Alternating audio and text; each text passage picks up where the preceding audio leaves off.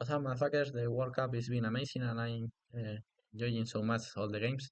And in today video, I'm going to show us the victory of Mustafa Yilmaz, who give him the option of pass to the third round against Wu Xiangzhi, a very strong Chinese player. So let's analyze the game. Okay, Yilmaz opens with d4, d5. In the first game of tiebreaks, they draw, so this game was decisive. The player who won this game advanced to the next round. d5, c4, c6. The semi-Slav Xiangzhi goes with the semi-Slav defense, knight f3, knight f6, knight c3. And now, okay, the most typical in semi-Slav was e6, g6 is other normal move, but Xiangzhi goes for the light accepted queen's gambit, you take c4, and a4. The idea of a4 is to stop the move b5, because black wants to play b5 to defend the c4 pawn, so a4 that's the idea to defend the c4 pawn. Bishop f5, 95, 97, and finally white takes back the c4 pawn, and the knight is well placed on c4. It's an active knight. 96, 95. White didn't want to trade pieces because white have a small spatial advantage thanks to this d4 pawn, and when you have more space than your opponent, you didn't want to trade pieces. In the majority of the cases, sometimes you have more space and you should trade pieces, but in this case, it looks like the knight on e5 is better placed than the knight on e6. Okay, a5, fixing the pawn on a4, stopping a5 by white. Very good move. e3, now open this diagonal to develop the bishop. Knight bd7, and again, white didn't want to trade the knight, so he gains to c4 with the knight. And here, Xiangzhi plays e6, which is more inaccuracy. And I'm going to say that this is a mistake to play 6 here, because the machine doesn't criticize so much, but I think that this is the start of all the problems of black. Here with black, I prefer the move bishop g6. Just go back with the bishop and later play, if bishop e2, for example, play e6. The problem of e6 here is that here I have the option of e3, play by Mustafa Yilmaz, very good move, followed by e4 and taking so much space in the center. Knight b6, and here e4. Knight c4, bishop c4, but now let's see that here I have finally black managed to trade this pair of knights, so it's fine, but let's see that here I have a strong center, and the bishop is going to be misplaced to g6. But the most important is that here white have a very strong center. It's difficult to black to break the center because after bishop e3, good move of Yilmaz. Here c5 is not possible because we take e5 is not possible. So black have so much problems to break the white strong center, and just white is better. But and I'll start with this move e6. If you play bishop d6 first, bishop e2 e6 f3, here white black have this extra move with knight d5, and it's not easy for white now to create all the great center because, for example, after e4 here, sorry, after you can take and break the center with c5, for example. So 95 here was the best move. So okay, e6, f3, very good move. Now taking all the control of the center. If you're a chess beginner, maybe you don't know, but take the control of the center is so important in chess. Everybody who plays a little bit knows that the player who controls the center used to have the advantage all the time, that the center is stable, because if your opponent can attack the center in many ways and put many troubles in your center, could be not easy. But if you have a stable center and you can defend your center, you are better. It's more or less clear. Bishop d6, bishop e3. Now bishop b4, all this, okay, Gus and C have this square for the bishop on before. Sword castle. Here again, 97 was slightly better without play sword castle fast, but okay, queen b3, 97, rook c1. And here Xiangzhi fails again. He plays the queen in an incorrect square. He came to b6 with the queen, which is not the best square for the queen. The queen e7 is more solid, and looks like the queen is better here. He played queen b6, looks a little bit, yes, a little bit strange, like the queen here. And 92. Now the knight is coming to f4 to maybe take this bishop. So if you have the bishop pair, and well, now we see that black returned to c7, because the problem is that after 92, apart that improve the knight, now the queen is defending the a3 pawn, the a3 bishop, so d5 is coming. So for that reason, he should return with the queen, knight f4, now taking the bishop d6. e5, taking more space in the center. And it's so logical because we are going to take the light square bishop. So now doesn't matter if we open the light square because we are going to have the full control of light square. e5. Here he plays king h1 first, just improving his king before take the bishop. But the machine prefer a little bit to take directly and play f4 here. And here white is completely better. Okay, king h1. Queen b6 here could be very strong by Xiangzhi, trying with the trade of queens to just to would have less pressure. So rook f8, and now very good plan of Yilmaz, who play before take on g6, play g3 and h4. And the idea is of course h5 at the next move. And if black defends with h6 or h5, now we can take here and black should recapture with the pawn. It's a very typical idea when we are attacking a bishop on g6 with a knight on f4, instead of directly take the bishop, first used to be better to play h4, threatening h5.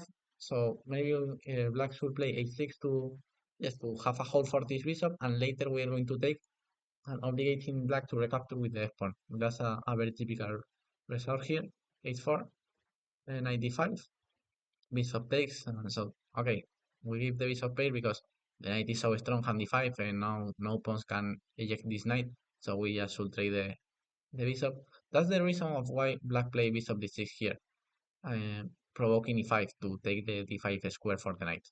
Bishop e7, king h1, queen b6, okay, rook e8, takes the g4, h4, sorry, knight d5, white takes, he takes, the c4, c pawn is pinned, so he should take with the e pawn, and now was stronger to play h5 here. Yilmaz directly goes with knight d5, taking the pawn, but was stronger to go with h5 here. Bishop f5, d4. Okay. You could think that Xiangzhi just blundered a pawn on d5, but he made that because if not, this bishop is going to be trapped here with the idea of h4 and h5 is d4. So that's why the h3, h4 idea is so strong, because obligate black to give a pawn. Bishop takes, pawn takes, h5 here, and bishop f5, d4, obligate the bishop to go to d7, play h6, placing gray this pawn here, d6, and now finally take the pawn. This move order was better, but okay, 95 was fine, of course, and then return, and while just one pawn and still having a great spatial advantage.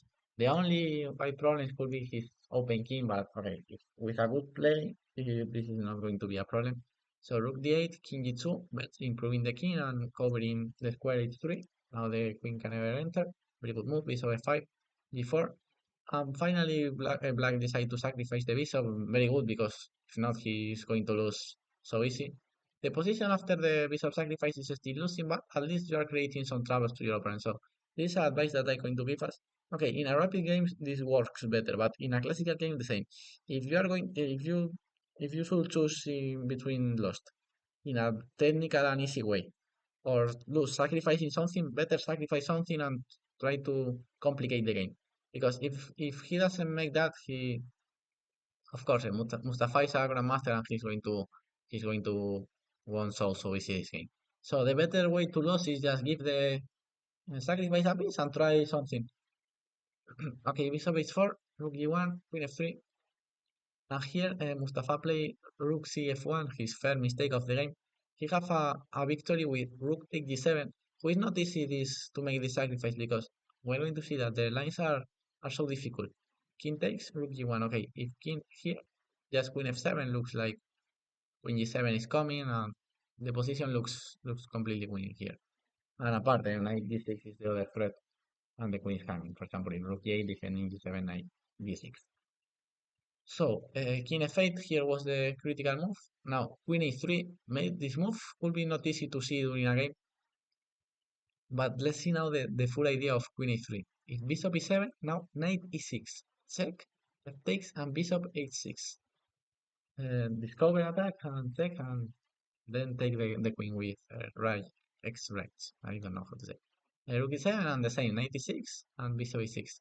That's the idea hidden behind, yes, hidden idea behind rook take g7, a very very good, very good move. Rook g1, queen e3, 96, and bishop e6.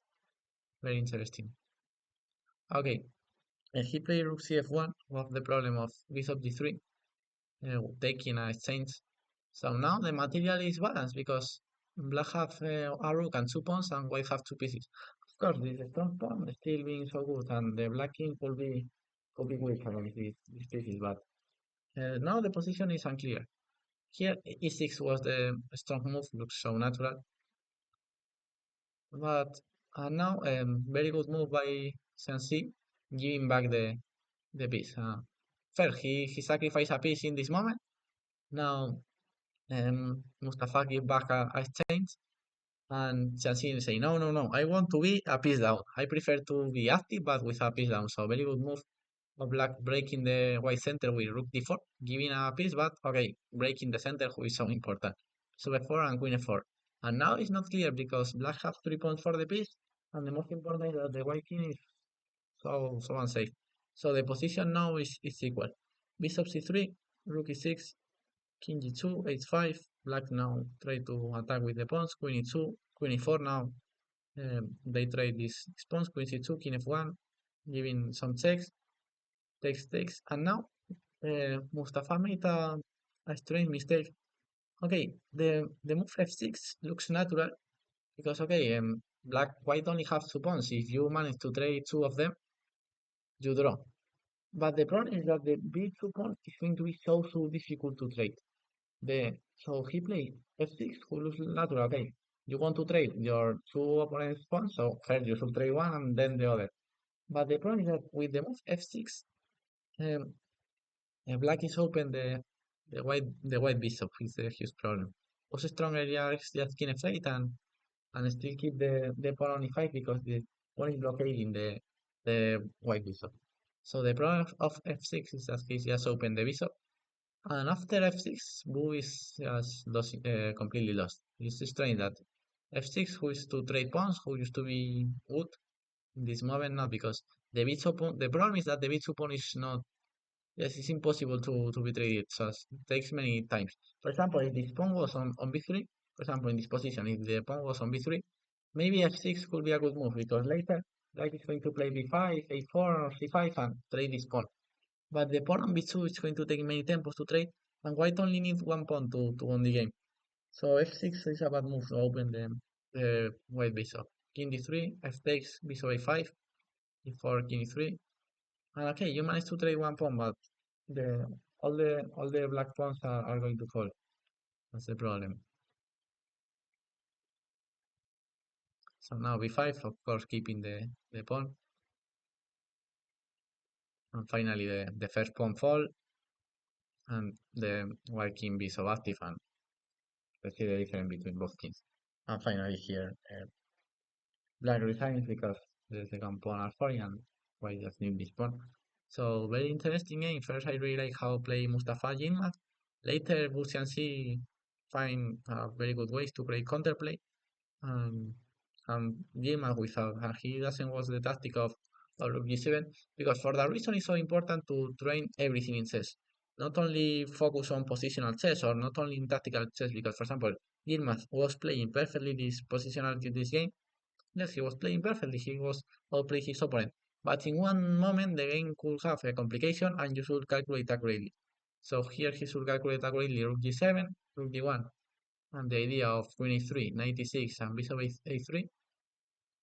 And after fail that, Busiansi managed to create counterplay to finally fail in this moment, open the white bishop.